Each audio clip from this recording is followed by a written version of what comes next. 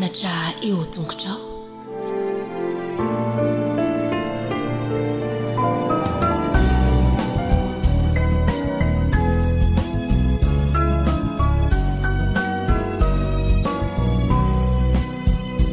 Enisaucanao Jesu malalo chachizao futona mamizao yanaranai antunguchao izai pianachao kuambitenenale Jesu malalo izai ainuchalanao kahirote nyavyamina itwechapechakawampunaya kuambitenenale Jesu malalo izahai ainuchalanao kahirote nyavyamina itwechapechakawampunaya irote nyavyamina itwechapechakawampunaya. Ireo izay tian'Andriamanitra dia tokony hifantoka be dia be amin'ny ankizy sy ny tanora, afaka hanambarany fahamarinany sy ny famonjeny amin'izy ireo Andriamanitra.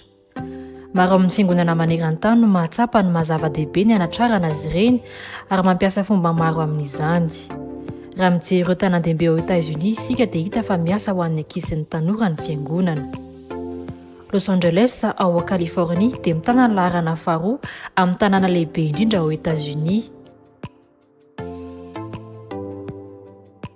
Ireo membre ny fiangonana amin'ny teny vietnamiana dia natsapa fa ilaina ny mampianatra amin'ny fiteny vietnamiana an'ireo dimy sy fara mba hahafahan'izy ireo mifandray amin'ireo iray aman-dreny sy miteny anglisy.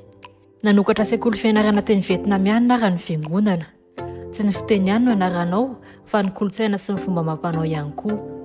Tamin'ny voalohany dia indray mandeha isan-kerinandro no mianatra. Avy eo dia lasa fianarana mandritra ny fialan-tsasatra ary farany dia lasa afaka mianatra isan'andro rehefa avy makany an-tsekoly ireo mpianatra. Nitondra vahaolana ho an'ny membre ny fiangonana sy ny fiarahamonina tokoa ny nanokafana io sekoly io. Chicago, Illinois indray no mitana ny laharana fahatelo amin'ny tanàna lehibe indrindra ao États-Unis. Ny centre d'influence mitondra ny anarana hoe Art Space dia mifandray amin'ny ankizy amin'ny alalan'ny asa tanana maro samihafa sy ny mozika. Mifanakaiky amin'ny natoram-pilalaovana iray ity centre d'influence ity. Ampianarana ifandray amin'ny hafa amin'ny alalan'ny fanaovana asa tanana ireo ankizy ireo. Misokatra mandritry ny andro fianarana ny Art Space ary miara-miasa amina sekoly sasany mba hahafantaran'ny olona ny fisian'ilay centre d'influence ary mba ahitan'izy ireo fa mitondra fitahiana ho an'ny manodidina izany centre d'influence izany. Maniry ny hanatanteraka ny anjaranao amin'ny fanatrarana vondron'olona manokana eo amin'ny toerana misy anao ve ianao? Ao ny mpiandry ny anjerimanontolo, ny marenina, ireo tanora efa mananjanaka, ireo rehetra ahita tombontsoa amin'ny fifandraisanao amin'izy ireo.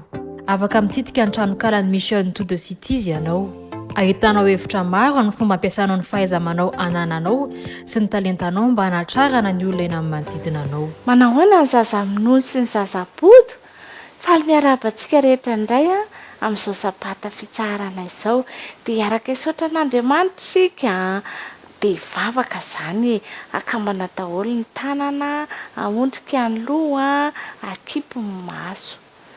Andriamanitra raha inay misaotra betsaka fa tianay ianao mikarakara anay, miaro anay, manome anay sabata hitsaharana. Misaotra Jesosy eo dia omeo fanahy masina izay mba ho zazay endry akatoa miaino tsara amin'ny anaran'i Jesosy. Amen. Ny lohatenin'ny tantara izay ho arahantsika androany araka izy dia Mosesy zazakely.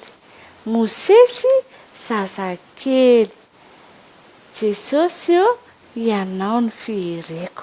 Izay ny tianjerintsika. Jesosy eo ianao ny fihereko. Dia andao anaraka ny tantara ary sika rehetra.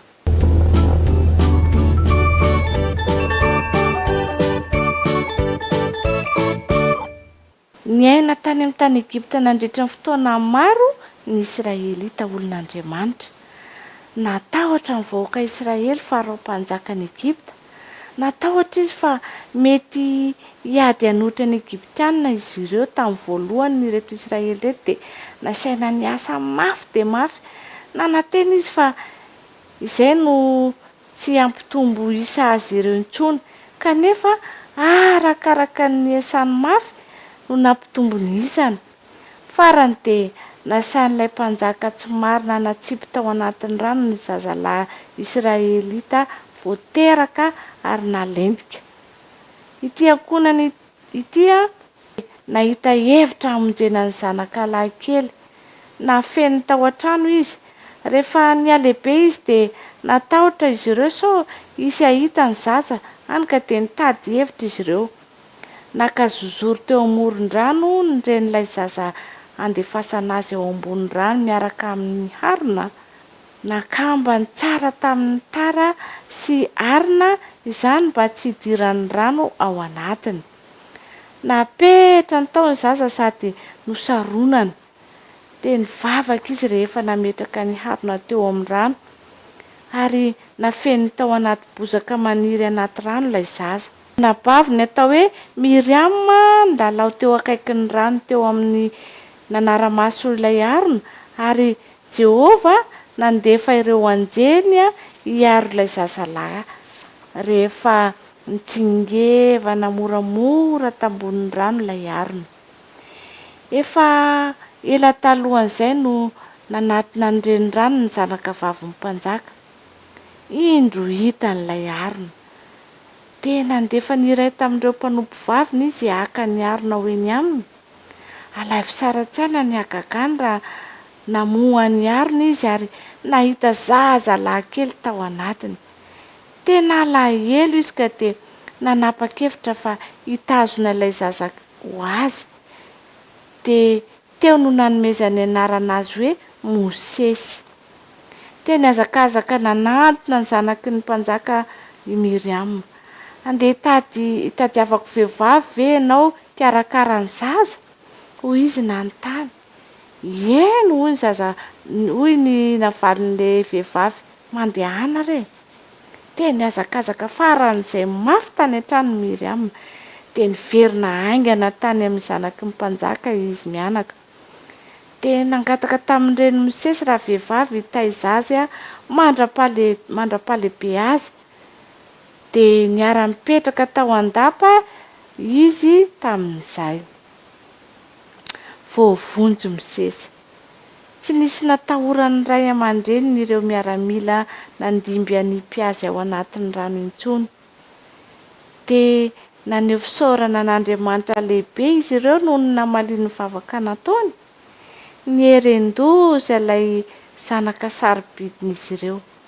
Avy hoy ny reny Miriam taminy, andao sika hisaotra an'Andriamanitra noho ny famonjen'ny zazakely.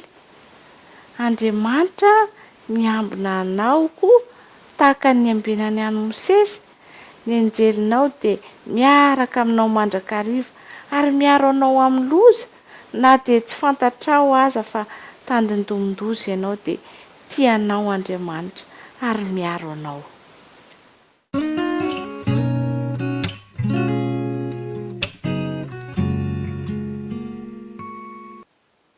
Manao daholo ianareo raikisy namako. Tonga indray ty ny sabata izay nifanomesantsika eto. Sabata izay hanofosantsika fitahiana manokana miaraka amin'ny Jesosy. Ary iarahantsika koa mamerina ny lohahevitra. Ny lohahevitra fahafiry moa ny iarahantsika mamerina izao? Ny lohahevitra fahasivy izay manao hoe tsia, tsia, tsia. Tsia, tsia, tsia.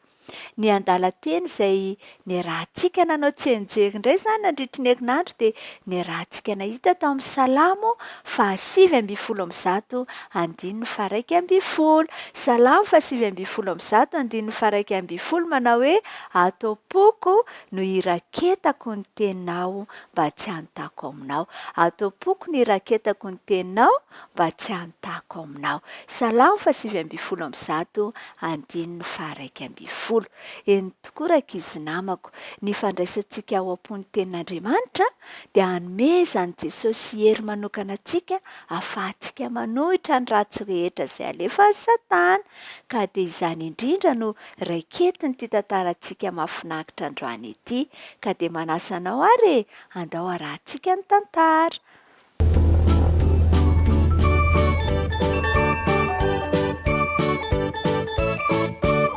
Mba efa nalaim-panahinao zavatra izay tsy navelan'ny dada sy neny atao ve ianareo? Zavatra izay fantatrareo fa diso. Naka-fanahin'i Jesosy tokoa rakizy Satana. Fa Jesosy kosa namaly azy hoe tsia. Tamin'ny fomba ahoana anga no nananan'i Jesosy hery toy izany? Vao avy nataon'ny Jaona mpanao batisa Jesosy tamin'izay. Ny lainy nitokana irery. Te hivavaka izy, hisaisaina ny asa tokony ataony eto an-tany. Koa lasa izy nakany anefitra rakizy. Tsy nihinan-kanina izy nandritry ny 40 andro. Ny vavaka nandritry ny andro isan'andro no nataony. Rehefa tapitra ange ny 40 andro, ka nandoha ilay toerana tamin'izay Jesosy dia nipotra tampoka teo Satana. Zavatra tsy mahagaga moa izany. Hatramin'i Jesosy mbola zaza no efa niezaka nanelingelina an'i Jesosy foana ange Satana. Ampoizina fa teo izy tamin'ny fotoana izay nanaovana batisa an'i Jesosy. Fantatry Satana fa sady noana no reraka Jesosy ankehitriny. Ka hoy izy taminy, raha zanak'Andriamanitra ianao dia teneno ho tonga mofo reto vato ireto. Fantatry Satana tsara nefa fa zanak'Andriamanitra Jesosy. Fantany ihany koa fa tsy hanao fahagagana hanampiana ny tenany izy. Fa vonona kosa izy hanampy ny hafa. Avy tamin'ny dreniny sy tamin'ny sinagoga izay nevavahan'ny fianakaviany no nianaran'i Jesosy ny soratra masina. Rehefa niteny tamin'ny Satana hoe ataovy tonga mofo ireto vato ireto, tonga tao an-tsain'i Jesosy avy hatrany ange ny lesona izay nianarany. Tsy mofo ihany hozy izy no iveloman'ny olona raha namaly Satana izy, fa ny teny rehetra izay aleoko ny vavan'Andriamanitra. Tian'i Jesosy nampahafantarina ny Satana rakizy fa Andriamanitra irery ihany no atenainy hanome sakafo azy. Rehefa izany dia nentin'ny Satana teo amin'ny tempolo any Jerosalema indray ange Jesosy. Nentin'ny Satana teo amin'ny toerana iray faran'izay avo indrindra tao amin'ny tempolo izy. Angamba teo ny toerana nitsangatsangana mpisorona. Rehefa nitsoka ny jomara iny izy ireo hiantso ny vahoaka hivavaka.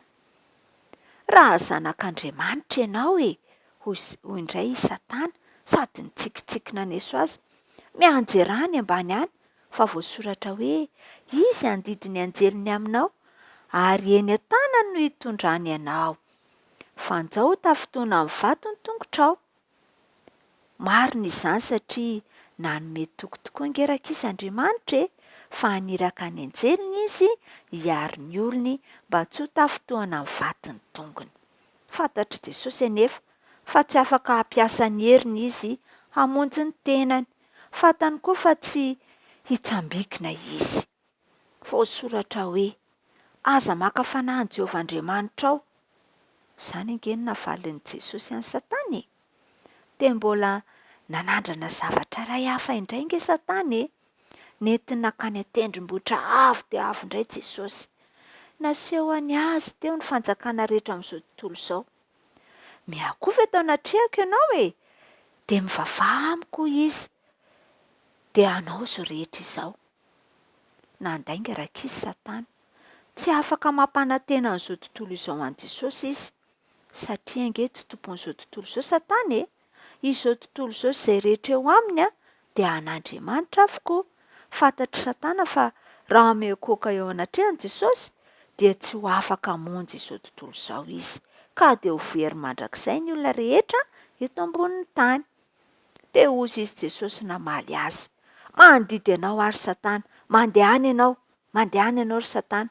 Fa voasoratra hoe Jehovah Andriamanitra ao ny ankofanao ary izy irery ihany no tomponao. Dia nandao an'i Jesosy Satana. Fantany fa tsy hakohaka na amin'iza afa-tsy amin'ny ray ihany rakizy Jesosy. rehefa lasa Satana dia indreo nisy anjely tonga teo amin'i Jesosy nampahery azy sy nanome sakafo ary rano azy. Tamin'ny fomba ahoana re no nanoheran'i Jesosy ireo fakam-panahy Satana? Namaky ny soratra masina sy ny saisaina izany soratra masina izany isan'andro Jesosy. Nakany amin'ny sinagogy isan-kerinandro izy, nandray anjara tamin'ny fampompivavahana izy ary nivavaka izy. Azonareo atao koa ny mamaky ny iray amin'ireo vavaka izay nataon'i Jesosy ao amin'ny Jaona toko fafito ambin'ny folo. Jaona toko fafito ambin'ny folo. Nanome hery azy tokoa rakizy ny fivavahana tamin'Andriamanitra dia afaka manome hery ho azy ho anao koa Andriamanitra rehefa manatanteraka izany rehetra izany isika eo amin'ny fiainantsika. Koa dia andeha ary hamaky ny tenin'Andriamanitra isika, ho raketitsika ao am-pontsika izany mba hananantsika hery ahafahantsika miteny hoe tsia amin'ny Satana.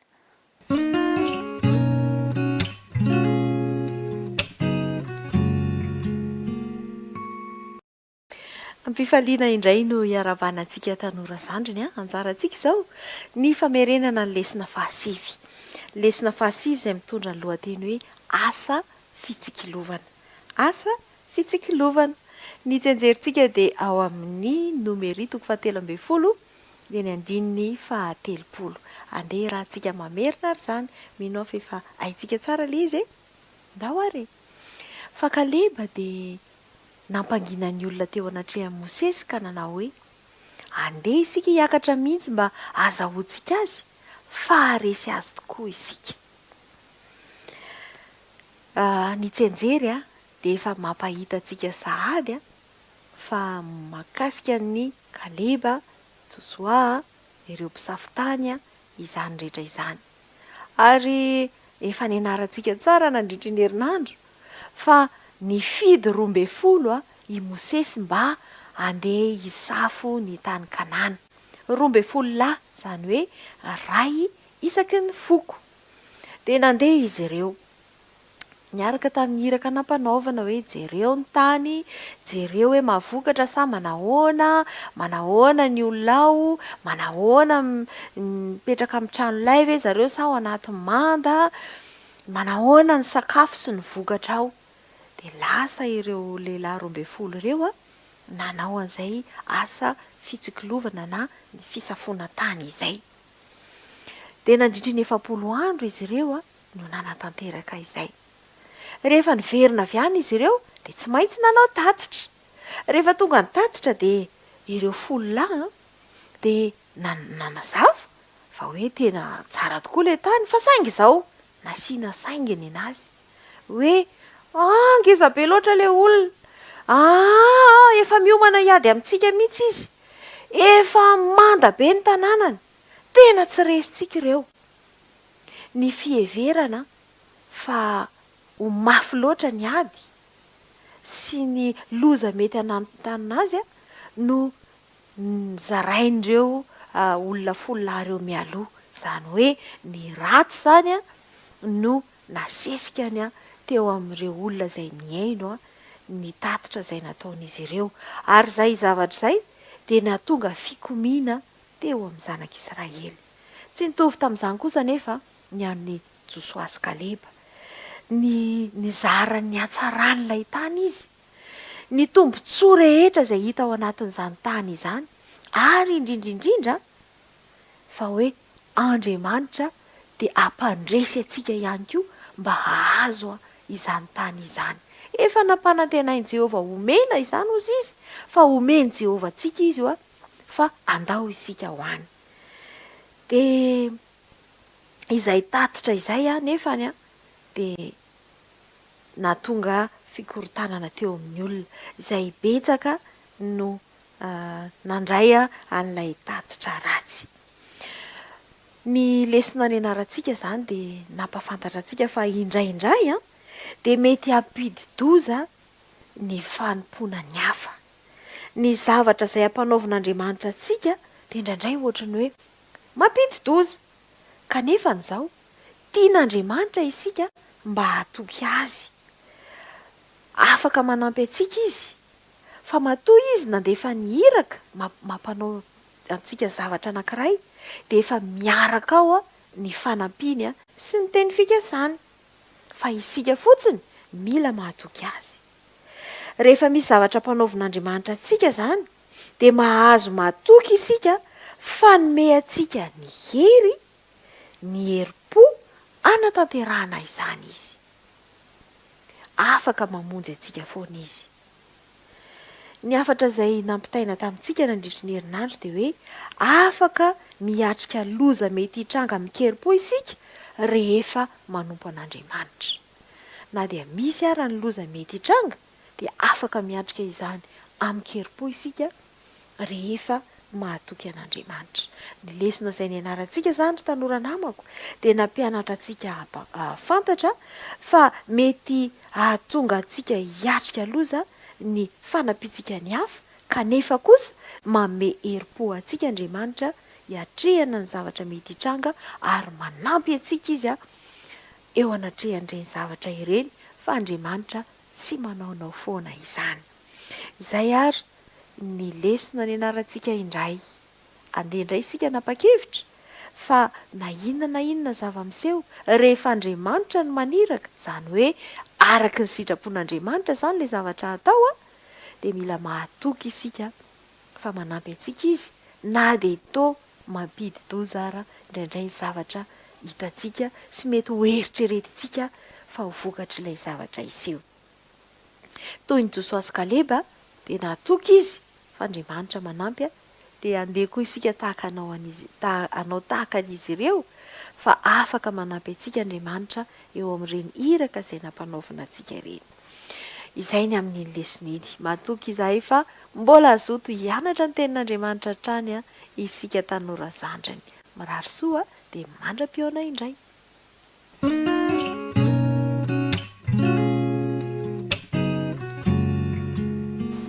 Miaraba ny tanora 13 taona sy 14 taona ao anatin'ny kilasin'ny mantoanto.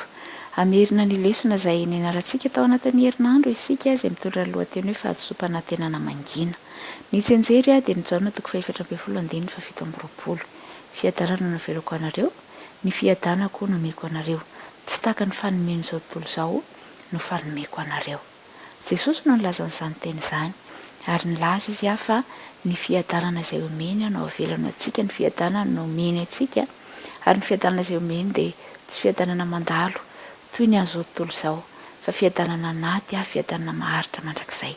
Ahoana nefa no ahafahantsika mandray izany fiadanana izany? Tsy inona akory fa amin'ny alalan'ny tenin'Andriamanitra. Ny tenin'Andriamanitra dia mahery ary manome antsika fanantenana ny amin'izay zavatra rehetra lalovantsika. Raha sendra fahakiviana, raha sendra alahelo, raha sendra fahadisompana antenana isika dia ny tenin'Andriamanitra dia afaka mampahery antsika sy afaka mampitraka antsika ao anatin' izany toe-javatra rehetra izany. Eny fa na dia ao anatin'ny fifaliana aza isika dia tadio fa misy teny fikasana ihany koa momba an'izany ao anatin'ny soratra masina, ary mampahery ny fontsika eo ampamakiny, ny vakiana, ny fotoana manjombona eo amin'ny fiainantsika ny tenin'Andriamanitra. Anisan'izany ity tantara ny pastora anankiray tany amin'ny faritra sovietika ity. Izy dia voarara tamin'izany vanim-potoana izany ny fandinihana ny soratra masina, kanefa izy amin'ny mampastora azy dia nitory ny tenin'Andriamanitra ka nosamborina izy. Nalefa nanao asa terivozina ary nogadraina ihany koa. Tao anatin'izay fotoana izay nefa dia nandray fonosan'entana anankiray izy, nalefa ny reniny finosana nisy sakafo, ary tao anatin'izay dia nisy baiboly ihany koa. Ary rehefa nosavain'ny miaramila ilay entana dia hitan'izy ireo ilay baiboly ary norovirovitiny. Fa amin'izay fotoana izay nefa dia naharay takelaka anankiray ity pastora ity, ary nampidiriny tany am-paosy aingana izany, tsy nisy nahita. Dia rehefa lasa tany amin'ny efitrano nisy azy izy dia namaky ny teny izay hitany tao anatin'ilay takelaka anankiray. Anisan'izany ny Jaona 7:24 izay manao izao hoe: "Ray tiako mba ho any amiko any amin'izay toerako ireo izay nomena ho ahy." Izany teny izany dia nampahery an'ity miaramila ity pastora ity azafady, ary itsapany fa tsy tiany Jesosy ilay mpamonjy be fitiavana izy raha hitoetra ao anatin'ny maloto ao, raha hitoetra ao anatin'ny toerana be voalavo ao, fa amin'ny fotoana iray dia hanafaka azy ao ilay Andriamanitra, ary nanovany fisainany mihitsy a ny fandraisana izany tenin'Andriamanitra izany. Ny andininy tsirairay avy amin'ny soratra masina dia avelao mba hitondra soa eo amin'ny fiainanao. Ny teny fikasana tsirairay dia ampaherin'ny fonao zany a raha toaka ka hifikiranao ary ninonina toe-javatra iainanao dia tsaro fa manana drafitra ho anao Andriamanitra eto amin'ny tany amin'izao tany izao sy amin'ny fiainanao avy ihany koa. Dia ny baiboly dia feno teny fikasana izay azonao amikirana sy anampy anao raha sendra alahelo sy fahakiviana ianao. Aoka hibanjana ny Kristy mandrakariva ianao fa izy miaro anao. Tsy ho azon-dosika raha mijery an' Jesosy ary tsy misy harombaka antsika eo am-pelantanany.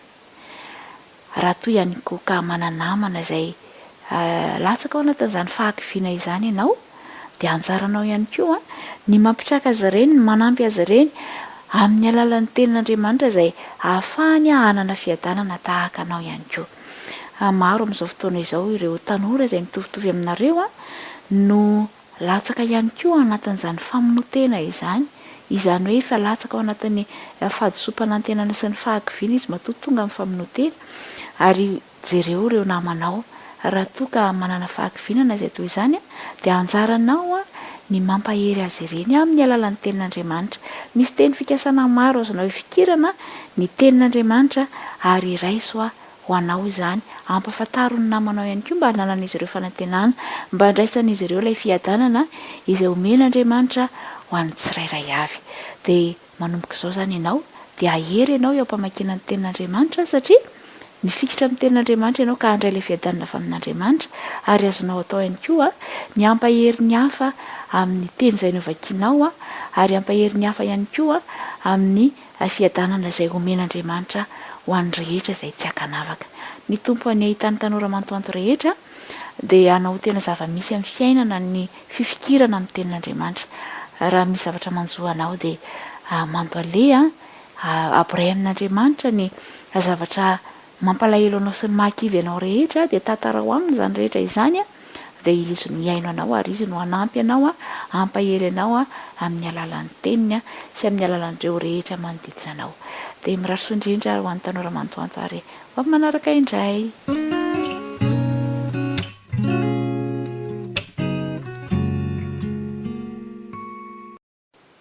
Dia faly tafaraka amintsika amin'ny alalan'izao fiarah-mianatra ny tenin'Andriamanitra izao ny mpanomponao fifaliana Alain Franco. Lohateny anankiray manao hoe hoatray marina. Rehefa misy resaka ohatr'izany moa dia hoe misy zavatra mitranga hoatray marina, zavatra manaitra. Ohatra ny midika teny mitovy amin'izany hoe hoatray marina izany izao dia ohatra ny hoe ahoana le retsy ho antsika tanora moa izany dia hoe raha inona ary ty hoatray marina. Josoa toko faha 9:7 indray hatramin'ny 10 misy ny tantara. Josoa toko faha 9:7 sy 10 dia izao voalaza. Ary nangalarin'ny olona ny vatsin'ireo nefa tsy nanontany tamin'ny vavan'i Jehovah izy. Ary Josoa dia nanao fihavanana taminy ka nanao fanekena taminy mba tsy hamono azy. Ary ny lohan'ny fiangonana koa dia ny aniana taminy. Izay zany ny zavatra mitranga. Hoatray marina. Inona ilay zavatra mitranga? Ary nangalarin'ny olona ny vatsin'ireo.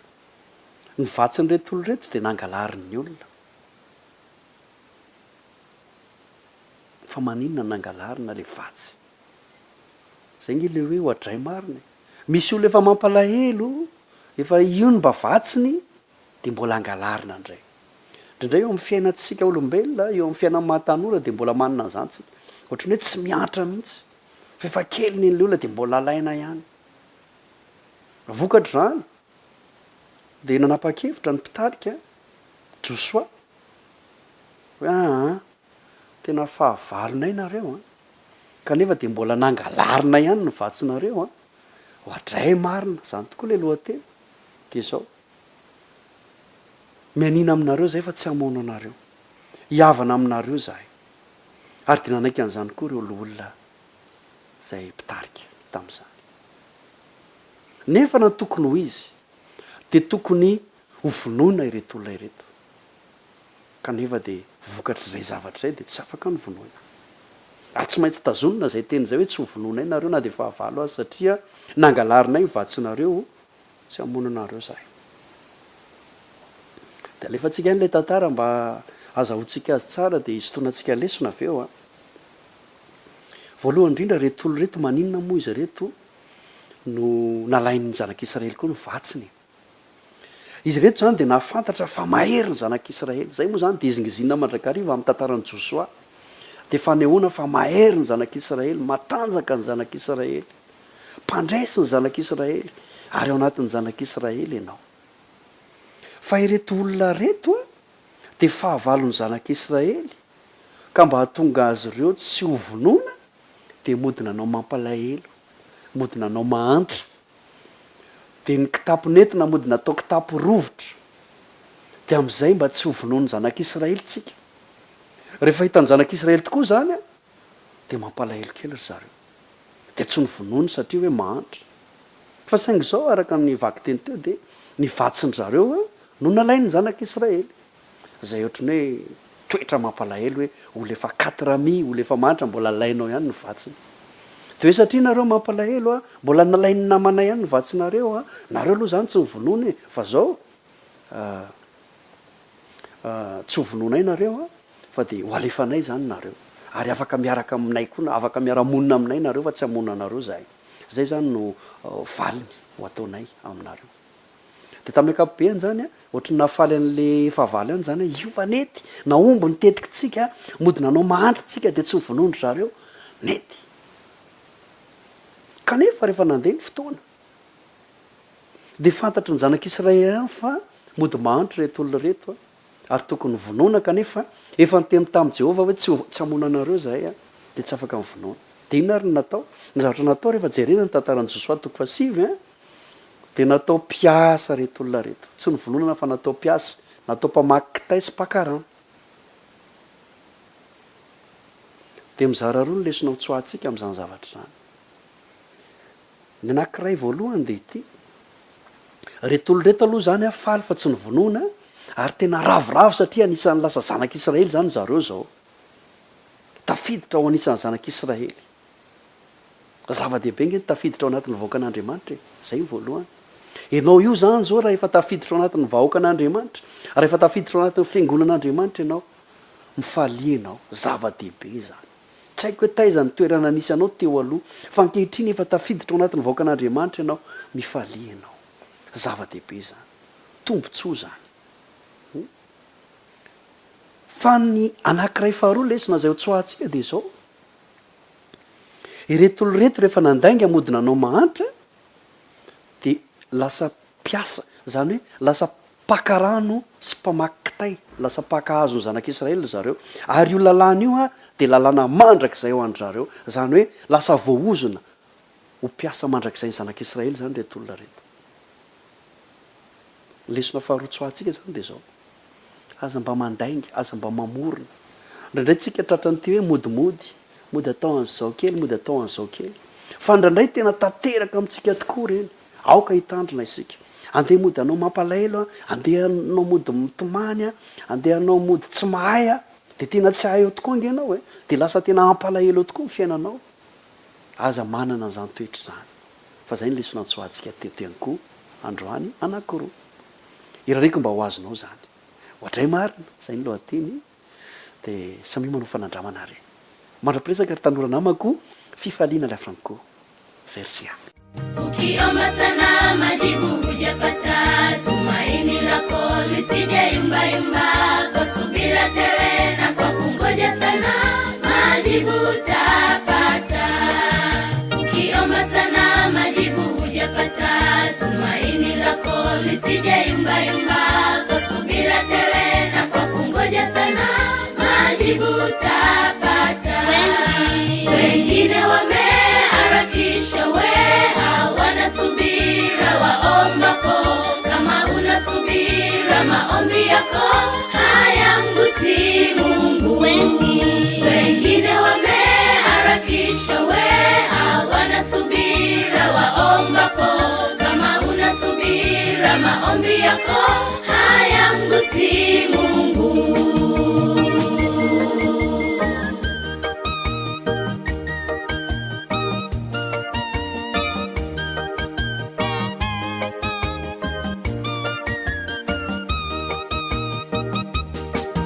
nabii wake Mungu Danieli wa kale aliomba sana, majibu hakupata. Kwa subira tele na kwa kungoja sana, Mungu alimjibu. Nabii wake Mungu Danieli wa kale aliomba sana, majibu hakupata. Kwa subira tele na kwa kungoja sana, Mungu alimjibu. Wengine wameharakisha, hawana subira waombapo. Kama una subira, maombi yako hayamgusi Mungu. Wengine wameharakisha, hawana subira waombapo. Kama una subira, maombi yako hayamgusi Mungu. Wengine wameharakisha, hawana subira waombapo. Kama una subira, maombi yako hayamgusi Mungu. Wengine wameharakisha, hawana subira waombapo. Kama una subira, maombi yako hayamgusi Mungu.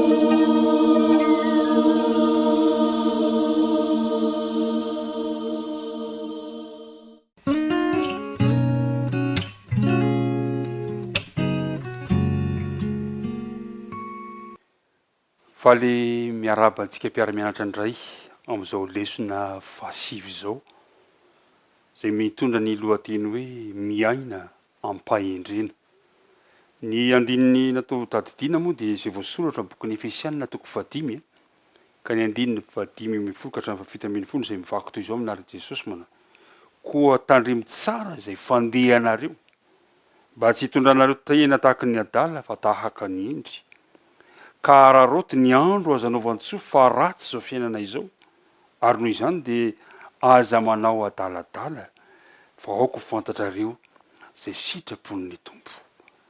Milohan'ny andiniantsika sy amakafakatsika izany fiarahana mianatra ny teny lesona izany, dia ndesika hiaraka anondrika alohantsika hivavaka.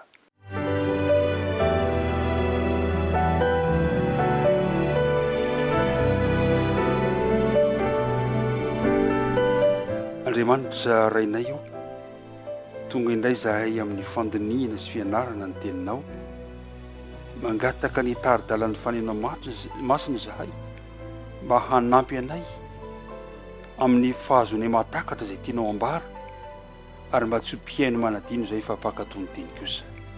Amin'ny anaran'i Kristy no angatahana izany vavaka izany. Amen.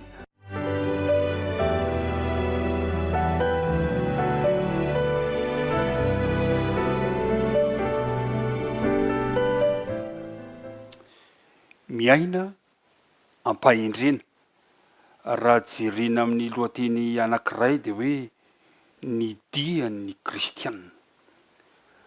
Ny lesitsika moa zany dia mifampitohy hatrany hatrany, toy ny fananarana izay nataon'ny Paoly mba hananany kristianina fiainana izay miendrika ny fiantsoana azy, dia milaza amintsika koa izy manao hoe miaina ampahendrena.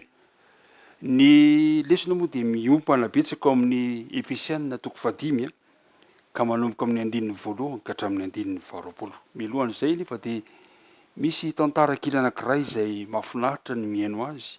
Vao tsy ela akory dia nisy zinga kristaly anankiray natao lavanty, ary ilay mpivarotra dia nilaza fa hoe zinga vita frantsay tamin'ny taona 1770 ty zinga ity, ary dia nanombantombana ny vidiny izy ho $100. Teo anefa dia nisy mpividy zadra raha anankiroa nafantatra tsara fa io zinga io dia zinga silamo, zany hoe tsy fahita firy ary manantombam-bidiny tokoa izany zinga izany. Ohatrina hoe ianareo ny tokony tena vidiny 10 tapitrisa livre sterlina, zany hoe eo amin'ny 5,4 tapitrisa ariary eo saingy azo ilay vita amin'ny vidiny mora ilay entana. Nahoana ho ianao? Ny antony dia zao: nisy zavatra anankiray tsy fantatra ilay mpivarotra kanefa tena fantatra ilay mpividy, dia izao ny tena tombam-bidin'ilay zinga. Re mpiara-mianatra namana, ampitahin'ny Paoly amin'ny tombam-bidin'ny mpanompo sampy mipino anankiray raha toa ka resaka maloto lanonana mahamamy fitondrantena vetaveta no manandanja ny mpanompo sampy ny mpino kosa dia malala fa ho avy ny andro fitsarana farany ka hiariary ny tena tomba ambidina zavatra rehetra ka tsy mandany andro am'izay lanonana na zay fimamona izy ireo fa makamamy kosa ny fahatsarana sy ny fahamarinana ary ny fahitsina ao amin'i Kristy ka dia nampirisika ny mpino izy mba ahay anararoatra zany tombony zany ao amin'i Kristy. Hoy ateo hoe miainam-pahendrenana hoe ny dia kristianina misy lohahevitra 5 no renisika amin'ity androany ity. De ny voalohany dia ny hoe mandeha amin'ny fitiavana. Faharoa dia mandeha toy ny olona mbola ho tsaraina zany hoe mandeha tahaka ny zanaky ny mazava. De ny manaraka ho jerentsika ny hoe mandeha amin'ny mazava zany hoe mifoa ao anatin'ny torimaso. De ho resahantsika ihany koa ny hoe mahay manararoatra mandeha amin'ny fahendrena ary ny direntsika farany dia zao hoe mandeha amin'ny fahafenon'ny fanahy. Ho jerentsika voalohany zany dia zao le hoe mandeha amin'ny fitiavana. Zao no lazain'ny Paoly ao amin'ny Efesiana 5 ka ny 1 sy ny 2 zay mivaky toy izao manao hoe koa am'izany dia aoka nahaka n'Andriamanitra ianareo tahaka ny zanaka malala ary mandehana amin'ny fitiavana toy ny tiavany Kristy anareo. Mandeha amin'ny fitiavana. Mila makatahaka an'Andriamanitra sika. Ahoana moa zany? Zany hoe Andriamanitra ao amin'i Kristy no alaitsika tahaka. Mampirisika eto Paoly mba andeha amin'ny fitiavana izaho sy ianao. Ilay fitiavana tsy mihevitra an'izao. Ilay fitiavana zay fitiavan'Andriamanitra ray sy Kristy mihitsy. Io lay hoe fitiavana agabe. Ny faharoa dia fitiavana manao sorona. Fitiavana mahafohy tena. I Kristy mihitsy no nalin'olo tena mba hamonjena antsika tsirairay avy. Ary ny farany dia zao hoe fitiavana amin'ny fanompona feno fampihavanana. Ry mpiara-mianatra namana, amporosihana isika rehetra mba andeha amin'ny fitiavana. De tsy inona fa ny fitiavana zay ao amin'ny Kristy zay nanehoany fitiavana antsika tsirairay avy. Ny zavatra mitranga mantsy teo amin'ny tontolo grika romanina dia nanana fahalotom-pitondran-tena sy filibana maloto ny tontolo nisan'izy ireo. Ary zany dia zavatra tena natonga ny Paoly sarotiny teo amin'ny tontolo kristianina mba tsy andehanantsika tahaka an'izany. Ary io tontolo io zay sady ahitana olona ratsy fitondran-tena kanefa koa nahitana ireo olona manam-pahendrena dia manampy atsika atakatra ny nahatonga ny Paoly hanao ny antso mba hialantsika ihany koa amin'ny fahalotom-pitondran-tena fanaon'ny jentilesa. Ary tiana isika mba hitandrona tsara amin'ny fihetsika mba ho tsara laza eo amin'ny manodidina sy ny samihafa firenena rehetra. Voalohany hitantsika teo zany lazain'ny Paoly dia ny mba andehanantsika amin'ny fitiavana. Zay zany ny dia kristianina voalohany. Ny dia kristianina voalohany zany dia mandeha amin'ny fitiavana. Zao no voalazan'ny Paoly ndray eo amin'ny 9 amin'ny Efesiana 5. Hoy izy hoe aza mety ho fitahan'ny olona amin'ny teny foana ianareo. Fa izany zavatra zany no mahatonga ny fahatezeran'Andriamanitra amin'ny zanaka tsy ny fanarahana. Eto indray dia ilay fizarana faharoa ilay lazaintsika manao hoe mandeha toy ny olona mbola ho tsaraina ka mandeha tahaka ny zanaky ny mazava. Mazava tsara zany ny zavatra tiany Paoly lazaina le hoe aza mety ho fitahana amin'ny teny foana ianareo. Ilay hoe fahatezeran'Andriamanitra amin'ny zanaky ny tsy fahamarinana. Dia zao no lazain'ny Paoly mahitsy ny tenin'ny Paoly ao an'ireo izay ao amin'i Kristy ka voafidy hanana anjara amin'ny fanjakana ho avy. Dia tsy tokony hanao fanaony izay tsy ao amin'i Kristy. Zany hoe izay manaiky ho fitahana toy izany hoy Paoly dia tandindomondoza hiaran'ny fitsaran'Andriamanitra amin'ny andro farany. Io le lazainy hoe fahatezeranaandriamanitra amin'ny zanaky ny tsy fahamarinana. Mampieritreritra le hoe fahatezeran'andriamanitra toy ny hoe mampitamin'ny olona zay mora enti-po. Ny fahatezeran'andriamanitra eto anefa de fihetsika aradrariny avy amin'ilay andriamanitra maro-posy marina ao amin'ny setry ny fizirizireny olona zay mikiry anao ratsy. Ny fahatezeran'andriamanitra de hita amin'ny tontolo-kevitry ny fampitandremana ara-baiboly amin'ilay fitsarana ho avy. Koa de manasa antsika i Paoly mba handeha tahaka ny zanaky ny mazava, mamantatra izay akasitrahany tompo satria olona mbola andalo fitsarana. Ry mpiara-mianatra namana, ny mpanompo sampy araka ny voalaza-teny am-piandohana de mitady zay anome famifinaretana ny tenany, fa ny mpino kosa de mikatsaka mandrakariva anao zay ahafaly an'Andriamanitra, mitady hoe inona no sitrapon'Andriamanitra satria izaho ity de mbola handalo fitsarana. Ary zay nahatonga ny Paoly ilaza amin'ny Efesianina 5 ka ny 9:20 sy ny manaraka. Efesianina 5 ka ny 9:20 sy ny manaraka de zao ny voalazana teny manao hoe ary aza miray amin'ny asan'ny maizina tsy mahavoka-tsoa fa aleo mananatra izany, fa izay ataony amin'ny miafina dia mahamenatra na de ny milaza izany azy. Fa ny zavatra rehetra raha hanarina dia asehony mazava, fa na inona aseho de mazava. Koa izany no ilazany hoe mifoaza ianao zay matory ary mitsangana amin'ny maty mba hampahazava anareo. Koa tandremo tsara ary izay fandeha anareo. Eto de mitarika antsika indray Paoly ozy mandehana amin'ny mazava. Ry mpiara-mianatra namana, tokony hanana fomba fiainana manome voninahitra an'Andriamanitra isika amin'ny mahazanaka ny mazava antsika. Tsy tokony hiaina, tsy tokony hijanona ao anatin'ny fahaletom-pitondran-tena sy ny fanoherana an'Andriamanitra ka aneo ny asan'ny maizina zay tsy mahaky voka-tsoa noviana eo amin'ny fiainana. Amporisihana isika hiaina toy ny ao amin'ny mazava amin'ny tompo. Zany no zava-dehibe eo amin'ny fiainantsika satria voalaza fa eo amin'ny 9:5 fa ny vokatry ny mazava dia ao amin'ny fahatsarana rehetra sy ny fahamarinana ary ny fahitsiana.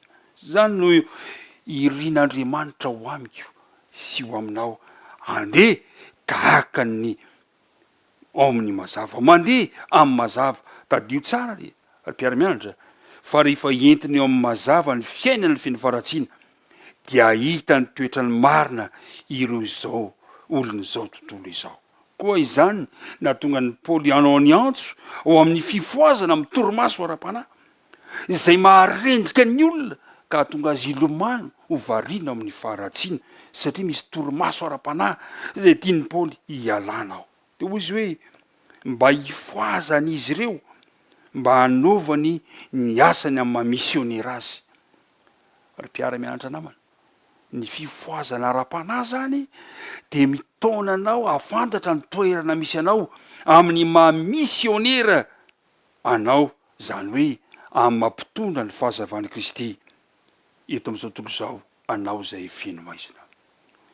Andeha ho jerevantsika sady ary ny fizarana fahatelo de le hoe mandeha amin'ny fahendrena ary tokony hianara roatra izany fotoana izany isika. Zao no voalazan'ny Paoly eo amin'ny 9:20 koa tandremo tsara ary izay fandehanareo mba tsy hitondranareo tena tahaka ny adala fa tahaka ny indry, ka raha roty ny andro azanaovantsoa fa ratsy izao fiainana izao.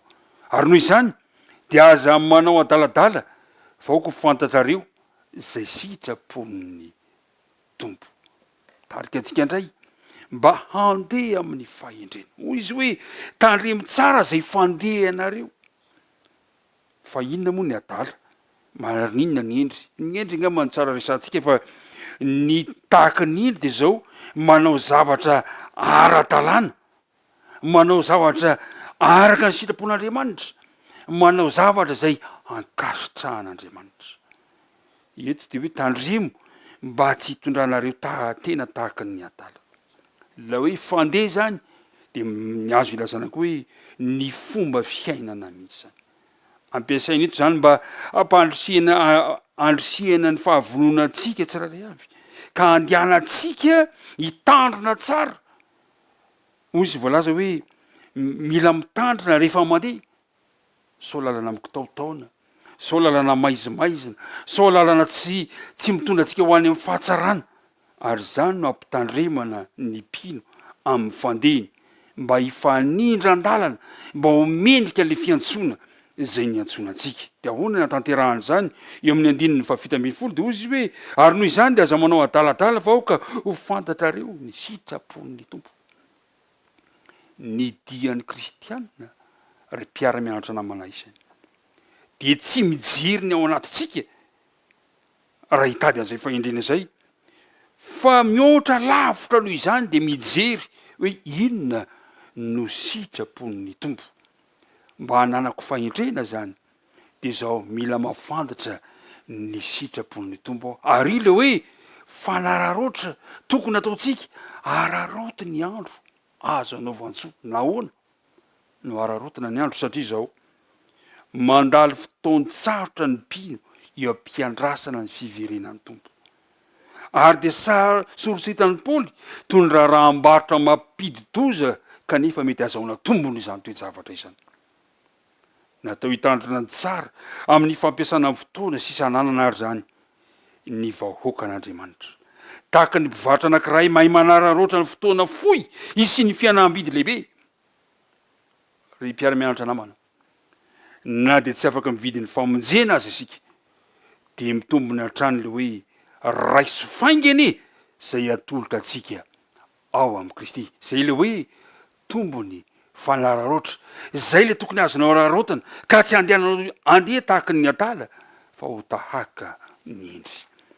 Ary mba hahafahana mantanteraka an'izany rehetrarehetra izany, ny zavatra hitantsika moa zany de hoe mandeha amin'ny fitiavana ianao, mandeha toy ny olona ambony hotsarainy ianao, mandeha amin'ny mazava ianao, ary mandeha amin'ny fahendrena ianao mba hahatratrarana an'izany rehetrarehetra zany anefa de zao aoka ho fienoana ny fanahy, mandehana amin'ny fahafenoan'ny fanahy.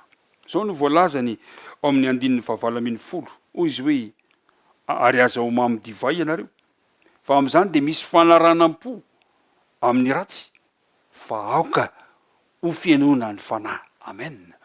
Aoka ho fienoana ny fanahy. De ahoana no natanteraka an'izany?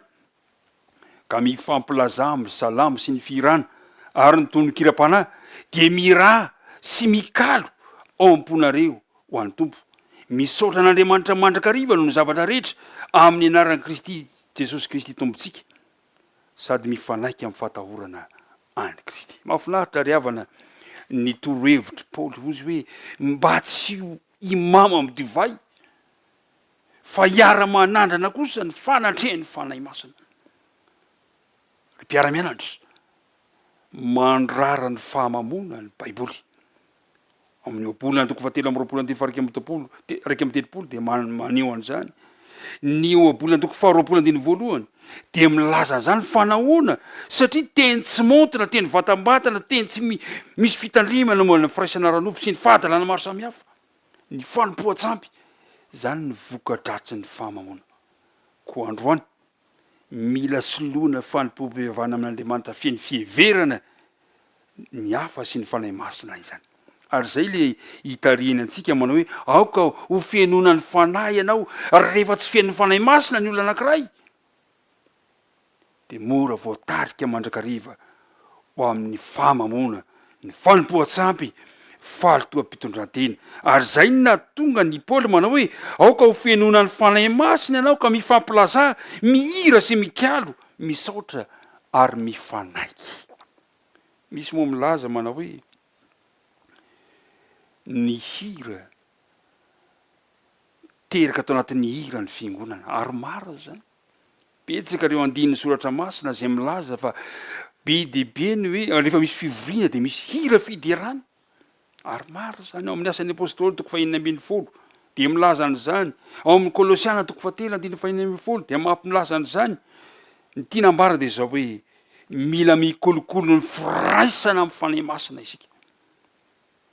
Mila mikatsaka mandrakariva ny herin'ny fanahy masina isika satria mifanohitra amin'ny fitondrantenan'ny mpanompo sampy mantsy ny olona anankiray izay manana ny fahafenon'ny fanahy masina.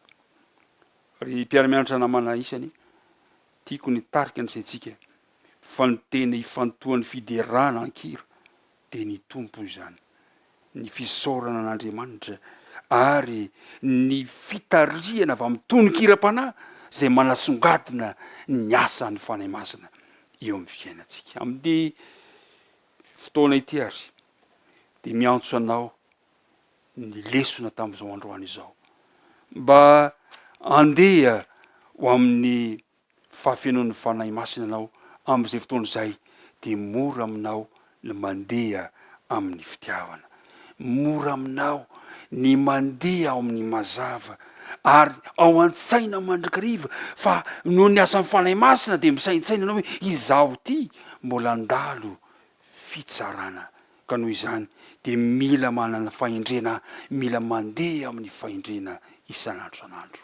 Karaha tianao ary androany dia andeha isika amin'ny fiainana zay araka ny sitrapon'Andriamanitra, miaina ampahendrena eo ambany fitarian'ny fanahy masin'Andriamanitra. Ka hoy ilay andinina tao tadidina manao hoe ko tandremo tsara ny fandehananareo, zany hoe tandremo tsara ary ny fiainanao, tandremo tsara ny fiainanao mba andeha amin'ny fahafenon'ny fanahin'Andriamanitra anao.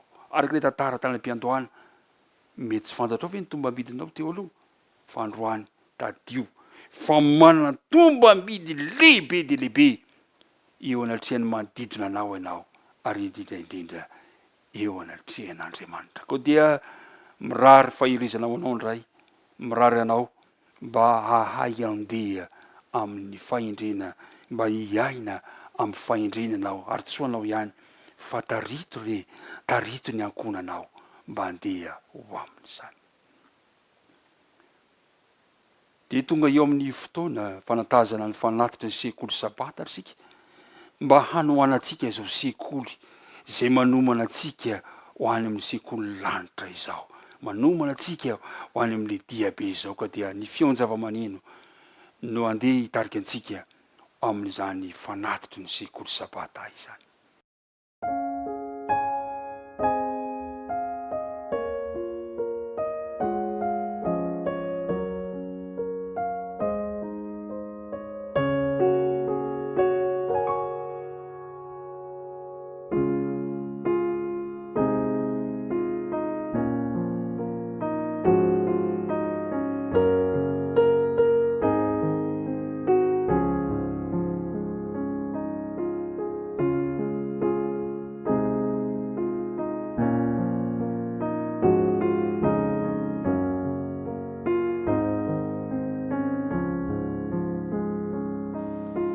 Iaraka hivavaka resika. Andriamanitra rainay izay any an-danitra, misaotra anao mandrakariva izahay noho ny amin'ny teninao zay niompana indrindra tao amin'ny boky ny Efesianina toko 5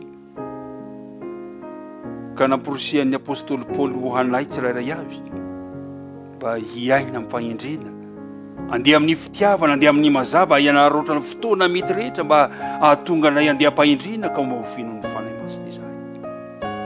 Ampio izahay mba ahay atanteraka an'izany satria tsy vitanay irery izany.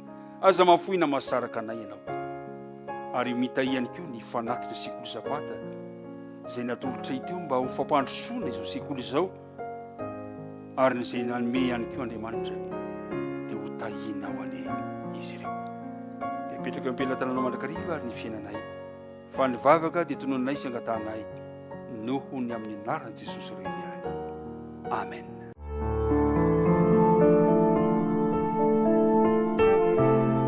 Mianatra eo an-tongotrao